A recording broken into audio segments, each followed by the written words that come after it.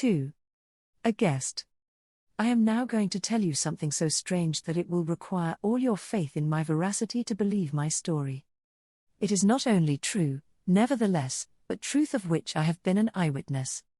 It was a sweet summer evening, and my father asked me, as he sometimes did, to take a little ramble with him along that beautiful forest vista which I have mentioned as lying in front of the Schloss.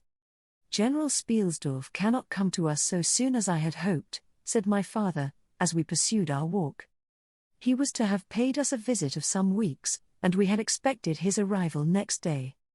He was to have brought with him a young lady, his niece and ward, Mademoiselle Renfelt, whom I had never seen, but whom I had heard described as a very charming girl, and in whose society I had promised myself many happy days. I was more disappointed than a young lady living in a town, or a bustling neighborhood can possibly imagine. This visit, and the new acquaintance it promised, had furnished my daydream for many weeks. "And how soon does he come?" I asked. "Not till autumn." "Not for 2 months, I dare say," he answered. "And I am very glad now, dear, that you never knew Mademoiselle Renfelt." "And why?" I asked, both mortified and curious. "Because the poor young lady is dead," he replied. "I quite forgot I had not told you, but you were not in the room when I received the General's letter this evening." I was very much shocked. General Spielsdorf had mentioned in his first letter, 6 or 7 weeks before, that she was not so well as he would wish her, but there was nothing to suggest the remotest suspicion of danger. "Here is the General's letter," he said, handing it to me. "I am afraid he is in great affliction. The letter appears to me to have been written very nearly in distraction." We sat down on a rude bench, under a group of magnificent lime trees. The sun was setting with all its melancholy splendor behind the sylvan horizon, and the stream that flows beside our home, and passes under the steep old bridge I have mentioned, wound through many a group of noble trees, almost at our feet, reflecting in its current the fading crimson of the sky. General Spielsdorf's letter was so extraordinary, so vehement, and in some places so self-contradictory, that I read it twice over, the second time aloud to my father, and was still unable to account for it, except by supposing that grief had unsettled his mind. It said, "I have lost my darling daughter, for as such I loved her. During the last days of dear Bertha's illness I was not able to write to you.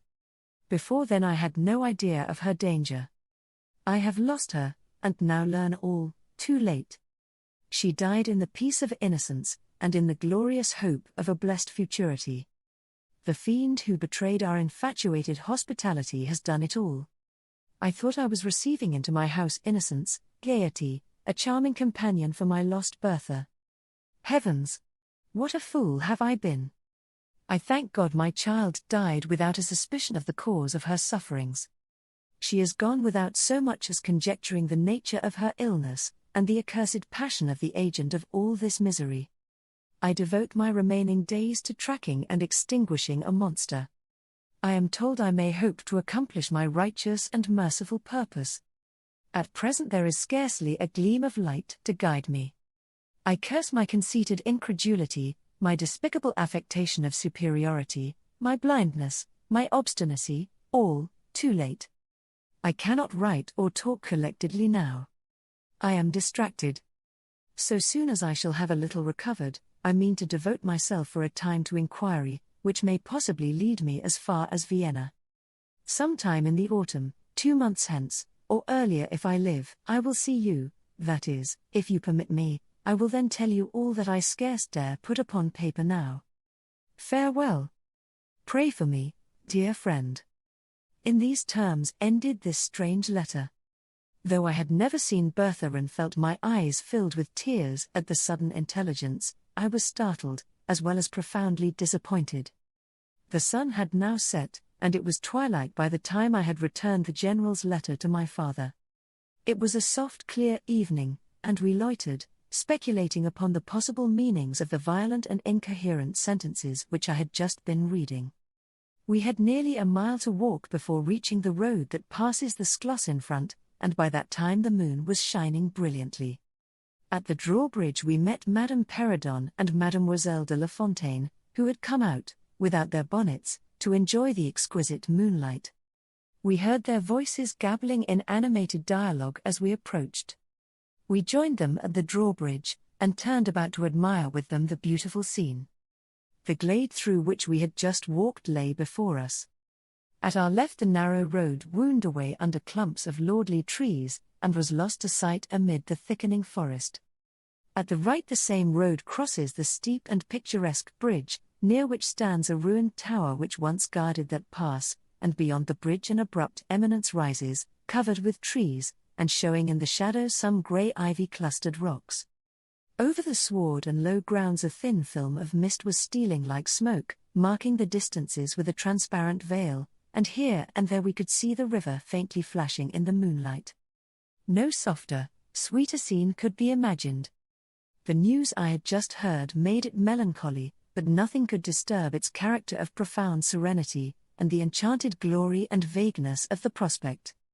My father, who enjoyed the picturesque, and I, stood looking in silence over the expanse beneath us.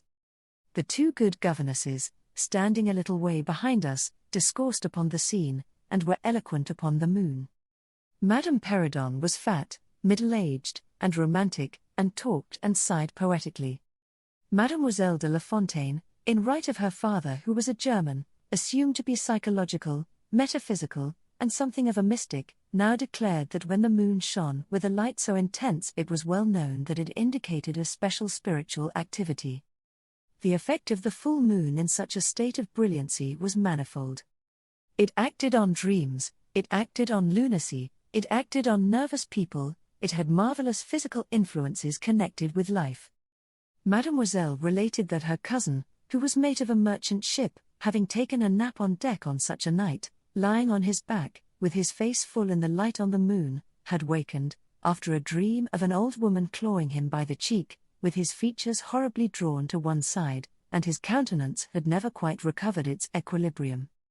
The moon, this night, she said, is full of idyllic and magnetic influence, and see, when you look behind you at the front of the schloss how all its windows flash and twinkle with that silvery splendor, as if unseen hands had lighted up the rooms to receive fairy guests. There are indolent styles of the spirits in which, indisposed to talk ourselves, the talk of others is pleasant to our listless ears, and I gazed on, pleased with the tinkle of the ladies' conversation. I have got into one of my moping moods tonight, said my father, after a silence, and quoting Shakespeare, whom, by way of keeping up our English, he used to read aloud, he said. In truth I know not why I am so sad. It wearies me, you say it wearies you, but how I got it, came by it. I forget the rest. But I feel as if some great misfortune were hanging over us. I suppose the poor General's afflicted letter has had something to do with it. At this moment the unwonted sound of carriage wheels and many hoofs upon the road arrested our attention. They seemed to be approaching from the high ground overlooking the bridge, and very soon the equipage emerged from that point. 2 horsemen first crossed the bridge, then came a carriage drawn by 4 horses, and 2 men rode behind. It seemed to be the travelling carriage of a person of rank, and we were all immediately absorbed in watching that very unusual spectacle. It became, in a few moments, greatly more interesting, for just as the carriage had passed the summit of the steep bridge, one of the leaders, taking fright, communicated his panic to the rest, and after a plunge or two, the whole team broke into a wild gallop together, and dashing between the horsemen who rode in front, came thundering along the road towards us with the speed of a hurricane. The excitement of the scene was made more painful by the clear, long-drawn screams of a female voice from the carriage window. We all advanced in curiosity and horror, me rather in silence, the rest with various ejaculations of terror. Our suspense did not last long. Just before you reached the castle drawbridge, on the route they were coming, there stands by the roadside a magnificent lime tree, on the other stands an ancient stone cross, at sight of which the horses, now going at a pace that was perfectly frightful, swerved so as to bring the wheel over the projecting roots of the tree. I knew what was coming. I covered my eyes, unable to see it out, and turned my head away. At the same moment I heard a cry from my lady friends, who had gone on a little. Curiosity opened my eyes, and I saw a scene of utter confusion. 2 of the horses were on the ground, the carriage lay upon its side with 2 wheels in the air, the men were busy removing the traces, and a lady with a commanding air and figure had got out, and stood with clasped hands, raising the handkerchief that was in them every now and then to her eyes. Through the carriage door was now lifted a young lady, who appeared to be lifeless. My dear old father was already beside the elder lady, with his hat in his hand, evidently tendering his aid and the resources of his skloss.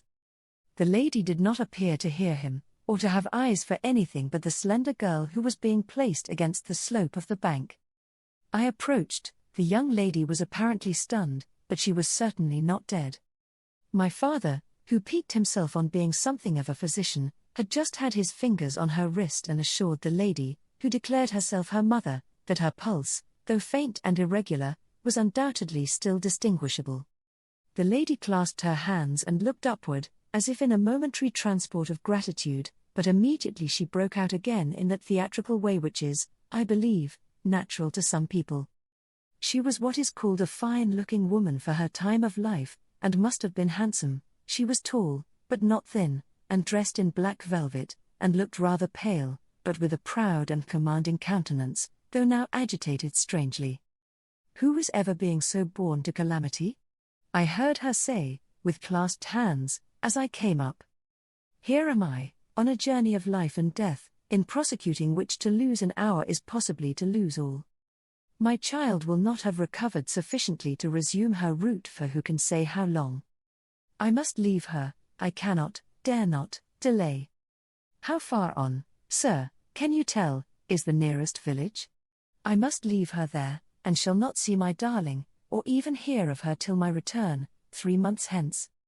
I plucked my father by the coat, and whispered earnestly in his ear, "Oh, Papa, pray ask her to let her stay with us, it would be so delightful. Do, pray.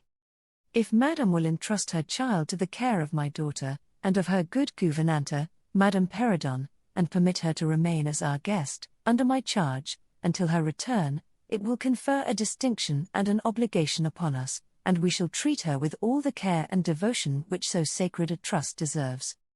"I cannot do that, sir, it would be to task your kindness and chivalry too cruelly," said the lady, distractedly. "It would, on the contrary, be to confer on us a very great kindness at the moment when we most need it. My daughter has just been disappointed by a cruel misfortune, in a visit from which she had long anticipated a great deal of happiness.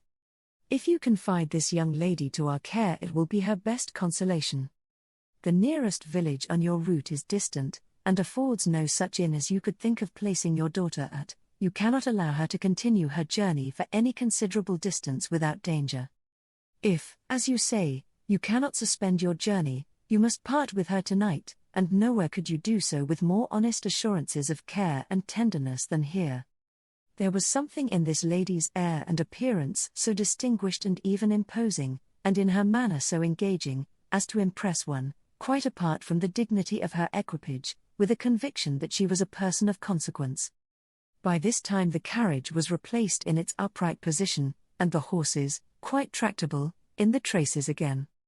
The lady threw on her daughter a glance which I fancied was not quite so affectionate as one might have anticipated from the beginning of the scene. Then she beckoned slightly to my father, and withdrew 2 or 3 steps with him out of hearing, and talked to him with a fixed and stern countenance, not at all like that with which she had hitherto spoken. I was filled with wonder that my father did not seem to perceive the change, and also unspeakably curious to learn what it could be that she was speaking, almost in his ear, with so much earnestness and rapidity. 2 or 3 minutes at most I think she remained thus employed, then she turned, and a few steps brought her to where her daughter lay, supported by Madame Perrodon.